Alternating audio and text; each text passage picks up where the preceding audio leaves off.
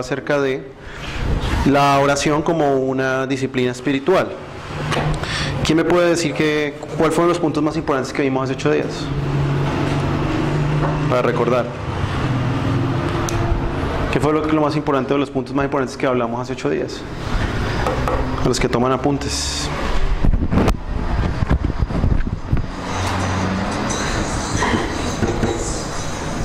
¿Nadie? ¿No repasan los apuntes entre semanas? Bueno, vimos 2 puntos. Primero era que Dios espera que nosotros oremos. Exacto. Segundo, que la oración se aprende. Exacto.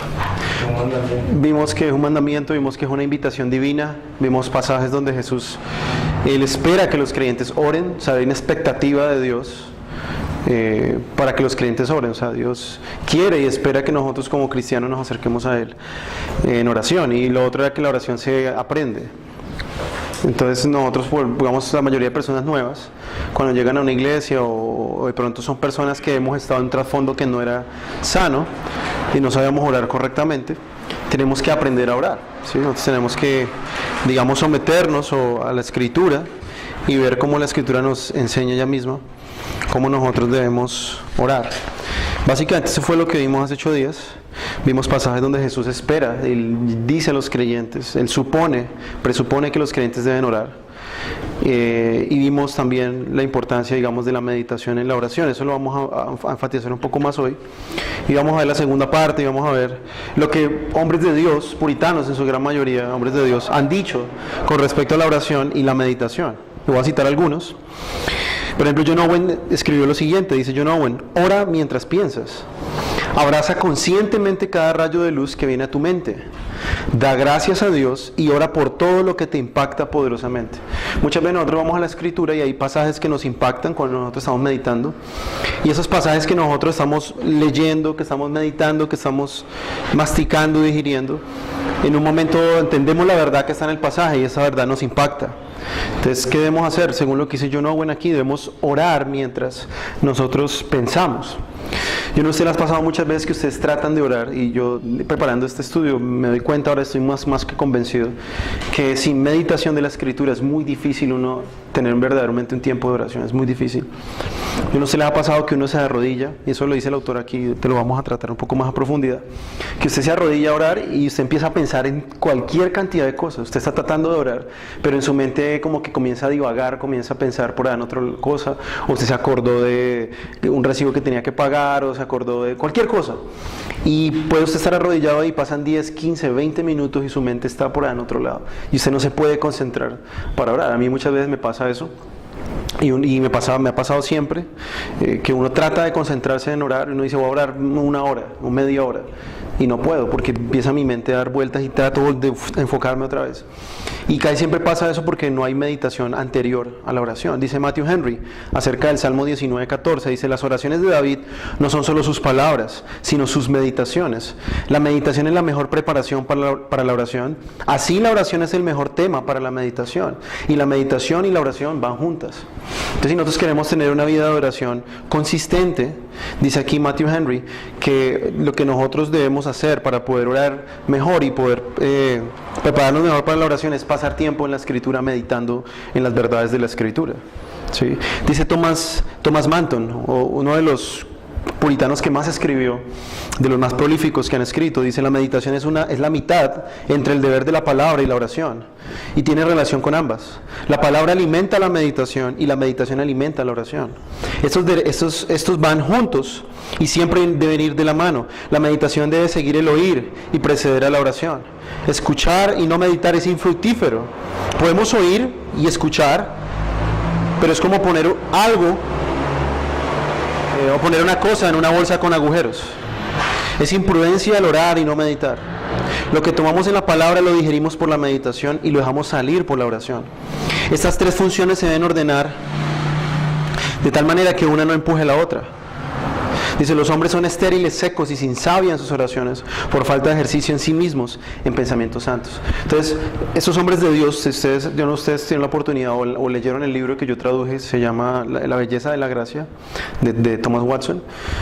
Ustedes pueden leer este libro, ustedes se dan cuenta cómo estos hombres escribían. Yo a veces me dedico mucho a traducir estos libros, porque estos hombres escriben de una manera como nadie escribe hoy en día, ¿sí? Estos hombres escriben de una forma tremenda. Entonces, estos hombres, ¿por qué escribían así? Porque esos hombres pasaban mucho tiempo en la meditación de la Escritura, pasaban mucho tiempo leyendo. Eran, como dicen algunos teólogos, estos hombres eran los hombres de la palabra, hombres del libro. Estos hombres pasaban mucho tiempo en las Escrituras. Otro puritano se llama William Bates, uno de los puritanos más clásicos, más cultos, más estudiados, dijo: ¿cuál es la razón por la que nuestros deseos, como una flecha lanzada por un arco débil, no llegan al blanco? Solo por esta razón, no meditamos antes de orar. La gran razón por la que nuestras oraciones son eficaces es porque no meditamos antes de ellas. Otro puritano dice exactamente lo mismo. Otro puritano también, uno de los puritanos más prácticos, de los hombres que, eso tiene la literatura puritana, es muy práctica. Ellos son los maestros de cómo aplicar la Escritura. Dice William Bridge, dice: así como es la hermana de la lectura, así la meditación es la madre de la oración. Aunque el corazón del hombre esté muy indispuesto a la oración, sin embargo, si puede, debe caer en la meditación de Dios y sus cosas, y su corazón se calentará de tal manera que él podrá ir pronto a la oración. Comience con la lectura o con la audición de la palabra, siga con la meditación y termine en la oración. La lectura sin meditación es sin fruto. La meditación sin lectura es perjudicial. Y meditar y leer sin oración meditar y leer sin oración es algo que no trae bendición. Entonces, este hombre también dice lo mismo, exactamente igual, en otras palabras. Hay un orden: la lectura de la Escritura, o ya sea escuchar un sermón, luego la meditación en esas verdades que se han dicho, y al final la oración. Y la oración obviamente va a tener como base lo que se ha meditado. 200 años después de los puritanos, aparecieron hombres muy ungidos, hombres muy usados por Dios, hombres que en la oración eran, digámoslo así, titanes de la oración. Uno de estos hombres más conocidos es George Mueller. ¿No se ha escuchado a George Mueller? Es uno de los hombres más conocidos en la historia, porque ese hombre manejó un orfanato en Bristol, en Inglaterra. Y este hombre, lo más impresionante de que él manejó este orfanato es que él nunca pidió un peso a nadie, ni nunca se metió en una deuda, nunca, jamás. Y él tenía 2,000 huérfanos a cargo de él, y aún así tenía el dinero suficiente para enviar dinero para las misiones alrededor del mundo. Millones de dólares pasaron por las manos de este hombre sin pedírselos a nadie, y miles de oraciones tenía él contestadas. Él tenía una libreta. Él tenía un cuadernito, una libreta donde él anotaba todas sus peticiones, y en otra parte del libro él tenía en otra parte del cuaderno él tenía cómo Dios iba contestando cada una de sus oraciones. Y muchos atribuyeron la vida de este hombre, o la vida de oración de este hombre, a un secreto que él tenía, supuestamente. Tenía algún secreto de la oración. Y en la primavera de 1841, George Mueller descubrió la relación entre la oración y la meditación, que cambió su vida espiritual de una forma radical. Dice George Mueller, voy a citar lo que él dice ahí en 1841. Antes de este tiempo, mi práctica había sido, al menos durante 10 años antes, como algo habitual, el entregarme a la oración después de vestirme por la mañana. Ahora he visto que lo más importante era entregarme a la lectura de la palabra de Dios para la meditación de ella. Y así mi corazón pudiera ser consolado, animado, advertido, reprendido, instruido. Y de esta manera, por medio de la palabra de Dios, mientras meditaba en ella, mi corazón pudiera ser traído a la comunión experimental con el Señor. Dice: comencé a meditar el Nuevo Testamento del inicio de la mañana, y lo primero que hice después después de levantarme, lo que hice fue pedir brevemente la bendición de Dios, y luego meditar en la palabra de Dios, buscando la bendición de Dios en cada verso, no para predicar, no era para predicar lo que yo meditaba, sino para alimento de mi propia alma. Entonces, este hombre, ustedes pueden encontrar la biografía de George Mueller, es muy, muy conocido, es muy famoso. Él se conoció, creo que con Spurgeon. Este hombre realmente es impresionante. Yo me acuerdo una historia de George Mueller, y era que en el orfanato se habían quedado sin alimento, se habían quedado sus víveres, se habían acabado, y George Mueller comenzó a orar. Él se arrodilló y comenzó a rogar al Señor que les proveyera, porque ustedes, como ven ahí en la historia, eran 2,000 niños, eran muchos niños. Y resulta que mientras él estaba orando, unas cuadras más lejos de su orfanato. Había un vehículo, traía muchos alimentos, y este vehículo se accidentó, se cayó, se la dio, no sé. Y el dueño de todo este alimento que traía, solamente encontró como la forma, digamos, de poder que ese alimento no se perdiera, empezar a ir por las casas a regalarlo. Y providencialmente golpearon en la casa de George Mueller. Y ese hombre abrió la puerta y encontró todo este alimento que le habían regalado, porque 2-3 cuadras más atrás este vehículo se había volteado con todo este alimento. Entonces, este hombre, Dios comenzó a usarlo de esta manera en oración, pero vemos que lo que él realmente hacía era lo que él había descubierto, era meditar las Escrituras antes de orar. Dice, después de un momento mi alma había sido llevada a confesar o a dar gracias o a interceder o a suplicar. Voy orando a medida que voy pasando por cada verso, convirtiendo cada verso en una oración mientras la Escritura lo va mostrando, y hago el alimento de mi alma. El resultado de esto es que siempre habrá súplica, confesión, acción de gracias o intercesión, tanto que en mis desayunos temprano en la mañana mi hombre interior está fortalecido y estoy siempre contento. Entonces este hombre, cuando iba ya a desayunar, ya este hombre había hecho sus devociones, había leído la Escritura, había meditado y había orado, y ese hombre comenzó su hombre interior a fortalecerse. Dice, la diferencia entre mi práctica anterior y la ahora es la siguiente. Me levantaba y comenzaba a orar tan pronto como era posible y pasaba así hasta el desayuno. Pero ¿cuál era el resultado? Pasaba 15, 30 o a veces una hora en mis rodillas antes de empezar a orar conscientemente por ánimo, consolación o humildad. Sufría demasiado cuando divagaba mentalmente por 10, 15 o hasta media hora y no me podía concentrar. Luego de eso sí comenzaba realmente a orar. Entonces vemos que este hombre le pasaba y tenía las mismas luchas que teníamos nosotros en la oración. Y como les decía, pues a nosotros nos pasa, o a mí me pasa mucho eso. Trato a veces de orar y de concentrarme y comienza mi mente a divagar en muchas otras cosas. Ahora, ¿cuál es el alimento del hombre interior? No es la oración en sí misma lo que alimenta al hombre interior, sino la palabra de Dios. No es el simple leer la palabra de Dios, sino meditar en la palabra de Dios, considerar lo que leemos y aplicarlo a nuestros corazones. Cuando oramos, hablamos a Dios. Y para que la oración continúe por cierto tiempo debe haber un deseo piadoso, debe haber un deseo de seguir orando. Y la hora mejor para ejercitar esto es después de que el hombre interior ha sido alimentado con la meditación de la palabra de Dios, donde nuestro Padre nos anima, nos exhorta, nos corrige, nos consuela, nos instruye. Entre más débiles somos, más debemos meditar en la verdad de Dios para el fortalecimiento de nuestro hombre interior. De esta manera evitaremos en gran medida el divagar mentalmente, que si oramos solamente sin haber meditado en la palabra de Dios. Entonces vemos que la importancia, hermano, y esto es algo que yo quiero que ustedes tengan siempre muy en cuenta. Mediten la Escritura antes de orar. Pasen tiempo en la palabra de Dios. Lo que vimos la vez pasada, cómo meditar la Escritura, los pasos que nosotros vimos, cómo meditar las Escrituras, cómo ir a un pasaje, ver la idea central y empezar a ver las palabras y comenzar a pasar tiempo en 1, 2 o 3 versículos, pero que yo tenga la idea central y yo pueda hacer de esa idea central mi oración. Ese va a ser mi combustible, digámoslo así, para yo poder orar. Ahora la pregunta es, ¿cómo aprendemos a orar? Nosotros aprendemos a orar como David. ¿Cómo aprender a orar como David o como los puritanos o como George Mueller? La respuesta es que nosotros aprendemos a orar por medio de la meditación bíblica. La meditación bíblica es la conexión entre el leer la Biblia y la oración.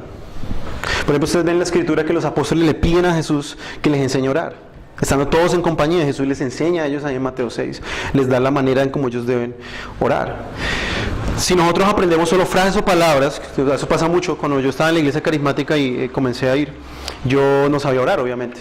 Y yo escuchaba a gente orar y uno comienza a repetir lo que otra gente dice. Entonces yo escuchaba que decreto y que declaro y que yo ato allí, ato allá. Y entonces comencé a repetir y hasta el mismo ímpetu comenzaba uno como a imitar de esas personas. Pero realmente, ¿qué pasa? La gran mayoría que estas personas, o lo que estas personas oran, casi nunca lo oran de corazón. Cuando se escucha que una persona repite, ora siempre lo mismo y lo mismo y lo mismo, parece que escogen siempre las mismas palabras y como que siempre repiten las mismas oraciones, quiere decir que esas personas no están orando a veces realmente de corazón, no tienen realmente un deseo. Solamente como la vez pasada estudiamos en Mateo 6, 7, están orando simplemente para que la gente los vea. Entonces hay otros que también nos enseñan a orar. Hay personas que nos pueden enseñar a orar orando con ellos.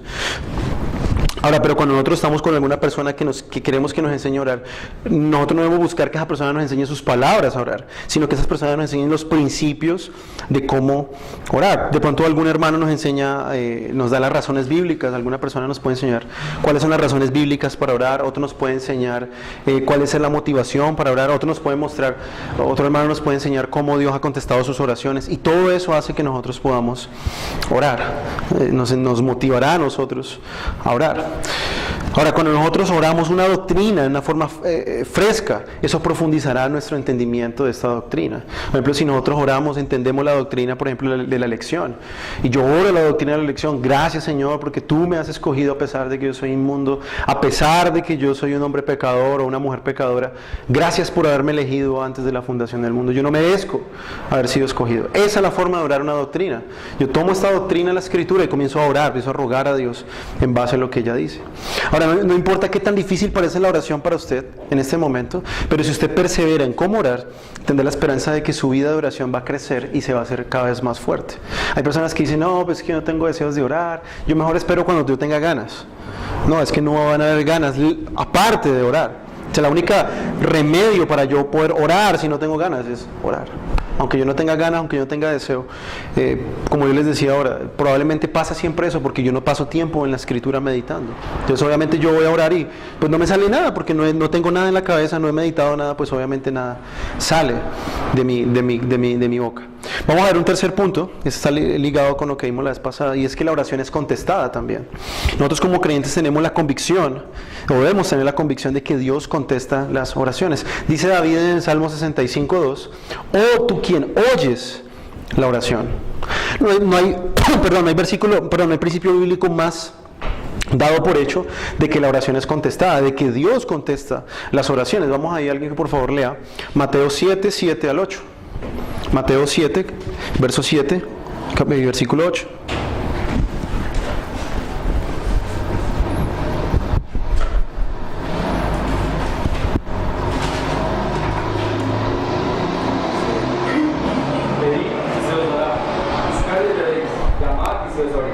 Porque todo aquel que pide recibe, el que busca halla, y al que llama se le abrirá. Ok. Pregunto, ¿cuál es la idea central de esos dos versículos?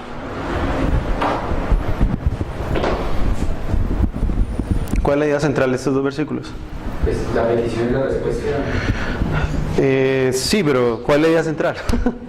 ¿Qué idea podemos sacar nosotros ahí? Sí, el texto dice eso, pero ¿cuál es la idea?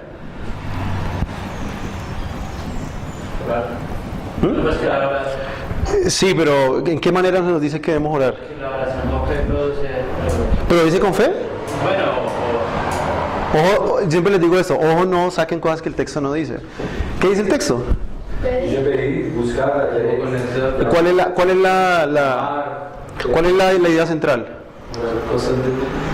Exacto. Primero usted es de notar que hay tres verbos y están en imperativo. Imperativo quiere decir que me están dando un mandamiento. Miren lo que dice, pedid y se os dará.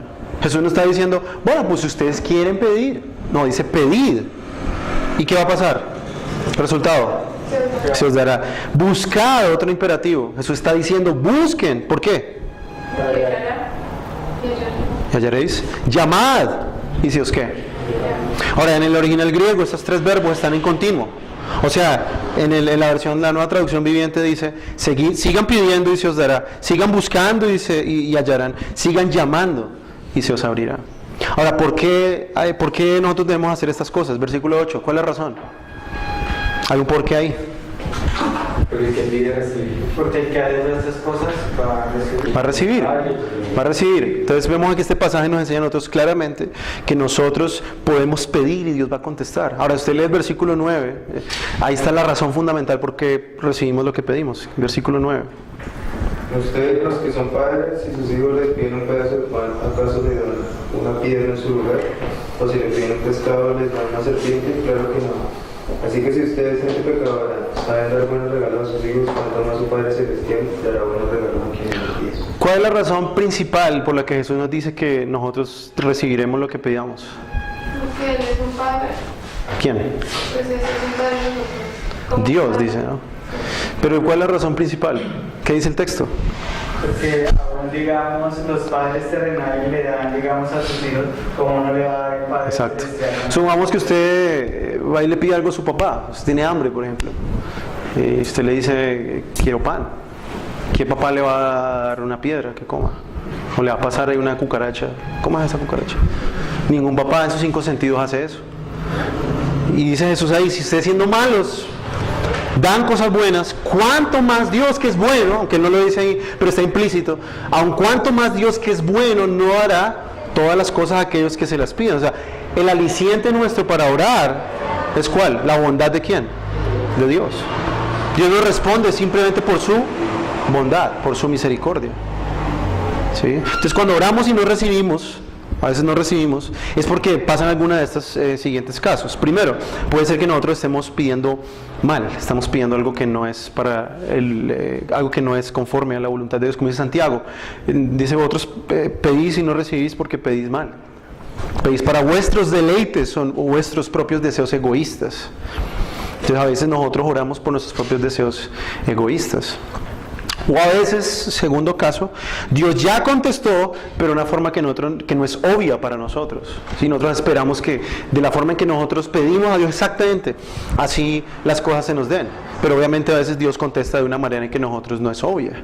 O quizás no vemos la respuesta porque esté mal lo que pedimos, sino porque Dios desea que oremos más sobre este asunto también. A veces Dios no nos da las peticiones ya, porque Él desea que nosotros sigamos pidiéndole más. Entonces la pregunta es, ¿estamos a veces pidiendo por cosas que sabemos que no le glorifican a Dios?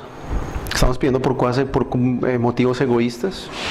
¿Estamos orando por nuestros propios deseos, por propios deseos o por caprichos? ¿O estamos también fallando en tratar con pecados que sabemos que hacen que nuestras oraciones no sean oídas por Dios? Por ejemplo, los que son casados, dice la Escritura en 1 de Pedro, que un esposo que está peleado con su esposa, un esposo que no ama a su esposa, dice la Escritura en 1 de Pedro capítulo 2, que las oraciones de este hombre no son oídas por Dios. No importa cuánto este hombre diga orar, si él no ama a su esposa, si él no está respetando a su esposa y tratándola, como dice Pedro, ahí con un vaso más frágil, Dios no va a oír sus oraciones. Dios lo dice ahí. Es claro. Dios responde la oración aunque nuestra percepción sea de que Él no nos oye o que no recibiremos lo que le pedimos. La promesa de Jesús no puede ser opacada por nuestras percepciones. Jesús dice que nosotros vamos a recibir lo que nosotros pidamos, aunque no lo podamos nosotros a veces ver o que no sea nuestra propia manera. Dice Spurgeon, no me puedo imaginar que alguno de vosotros tentara a su hijo estimulando en él un deseo que usted no tenga la intención de satisfacer. Sería algo de muy poco generoso ofrecer limonas a los pobres y luego cuando él ya estira la mano burlarse de su pobreza con una negación.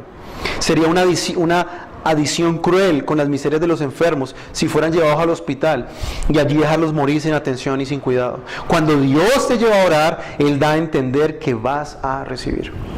O sea, Dios no es como ir a Salud Cop, ¿sí? Uno va enfermo esperando que lo atiendan, y mentira, lo dejan morir a uno ahí, ¿sí?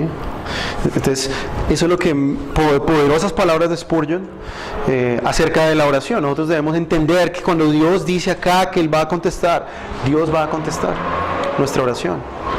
Dice, por medio del Espíritu y la palabra somos guiados por Dios a orar. Dios no nos lleva a orar para luego tirarnos en la cara a la puerta del cielo.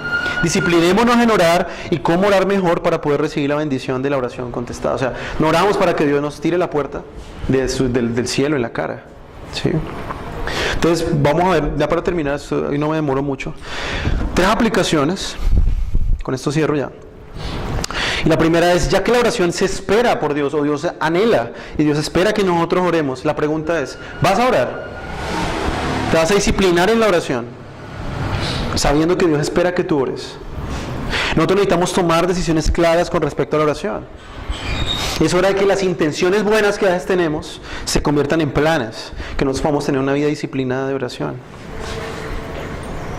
Sabiendo que la oración es para el propósito de la piedad, vas a orar. Está dentro del primero, no he pasado todo al segundo. Sabiendo que la oración es con el propósito de hacernos a la imagen de Cristo, ¿vas a orar? ¿Vas a pasar tiempo en oración, meditando? ¿Lo vas a hacer hoy? ¿Lo vas a hacer mañana? ¿Lo vas a hacer esta semana? Vas a comenzar a disciplinarte sabiendo ya que la clave de la oración es la meditación de la Escritura. Segunda aplicación, ya que la oración se aprende, ¿vas a aprender a orar? ¿Vas a hacerlo? Aprende acerca de la oración, lee libros acerca de la oración, pero nada puede reemplazar, por mucho que uno quiera aprender acerca de la oración, el mismo ejercicio de la oración. Dice, vas a aprender a orar uniendo la lectura bíblica con la oración por medio de la meditación. ¿Quieres aprender a orar por medio de la lectura bíblica? Puedes leer libros acerca de la oración, biografías de hombres de Dios. Esto, yo hace rato no he leído biografías de hombres de Dios, pero les digo, las biografías despiertan en uno ese deseo de poder imitar a estos hombres. Yo tenía muchas ganas de leer la biografía de John Huss, este hombre que estuvo en China. He visto su película, pero quiero leer su libro, porque es un hombre de oración. Este hombre era un hombre realmente de oración. La pregunta es, ¿cuándo vas a empezar? ¿Cuándo vas a empezar? Y tercero y último, ya que la oración es respondida por Dios, ¿orarás persistentemente? Recuerda las palabras de este pasaje: pedid, buscar y golpear, de Mateo 7. Están en presente continuo, queriendo decir que debemos orar persistentemente hasta que la respuesta llegue. Y ustedes recuerdan, las pasadas leímos Lucas 18 y nos enseña acerca de la persistencia de orar y no desmayar. Nosotros muchas veces dejamos de persistir en la oración, dice el autor, porque no tomamos en serio la petición que estamos haciendo. Que nosotros estuviéramos realmente orando, por ejemplo, un ejemplo, que ustedes tuvieran a su papá o a su mamá enfermos de cáncer, por ejemplo. Un cáncer. Les aseguro que nosotros oraríamos todos los días, todo el tiempo, que Dios hiciera la obra en ellos. Pero como nuestras peticiones a veces no son tan importantes, pues a veces nos olvidamos. En otras ocasiones Dios quiere que persistamos en oración para fortalecer nuestra fe. La fe no crecería si nuestras oraciones fueran contestadas inmediatamente, como vimos la vez pasada. Y nosotros estamos en una generación, hermanos, que todo es ya. Nosotros queremos todo ya. Todo se mide en segundos. Usted ve en los microondas, se calienta la comida en un minuto. Nosotros queremos llamar, hablamos con alguien en menos de segundos. Skype, vemos con personas que están al otro lado del mundo en segundos. O sea, esta generación odia esperar. Y Dios forma la paciencia en nosotros cuando Él quiere que nosotros persistamos en la oración. Dios quiere ejercitar nuestra paciencia, a la paciencia de Cristo, cuando nosotros persistamos en oración. Dice aquí el autor, hagamos una pausa y orientémonos. ¿Por qué esta apelación a disciplinarnos a orar? ¿Por qué nosotros debemos orar?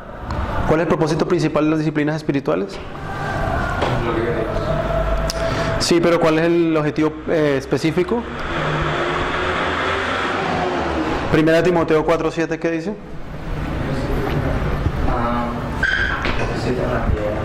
Disciplínate en la piedad. O sea, ¿por qué nosotros debemos orar y ser disciplinados en la oración?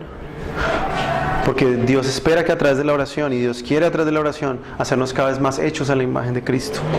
Dice, donde hay santidad, existe un espíritu de oración. Spurgeon dijo de esta manera: a pesar de que la luna influye en las mareas del mar, así también lo hace la oración, influye en las mareas de la santidad. Entonces, queremos ser santos, debemos pasar tiempo en la meditación y en la oración bíblica. ¿Quieres ser como Cristo?